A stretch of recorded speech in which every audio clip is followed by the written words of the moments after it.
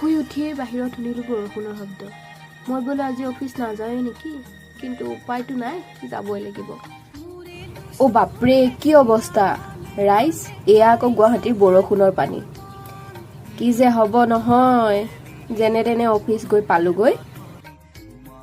লাঞ্চত খালোঁ ফ্ৰুটছ আৰু পুৰি। গুৱাহাটীত থকাসকলে বুজি পায়, যেতিয়া ঘৰৰ পৰা নিজৰ মানুহ আহে লগ কৰিবলৈ, তেতিয়া কিমান ভাল লাগে। আৰু এয়া মোৰ দাদা আহিছিল, গুৱাহাটীত আহিছিল কিবা কামত, সেইকাৰণে মোকো লগ কৰি ল'লে। লগতে আমি কফি খালোঁ আৰু কিবা কিবি খালোঁ। বিৰাট ভাল লাগিল, বহুত দিনৰ মূৰত লগ পালোঁ। আৰু এনেদৰে ঘৰৰ মানুহবোৰ আহিলে, নিজক লগ পালে, বহু দিনৰ মাজত বেলেগ কিবা এটা ভাল লাগি যায়। মোৰ চাহ খোৱা পাৰ্টনাৰকেইটাকো লগত লৈ গ'লোঁ, নম্ৰতা আৰু বিশ্ব, গোটেইকেইটা গ'লোঁ। অফিচৰ পৰা আহি ঘৰত খালোঁ এয়া সন্ধিয়াৰ চাহকাপ। আকৌ লগ পাম এটা নতুন ভিডিঅ'ত। বাই।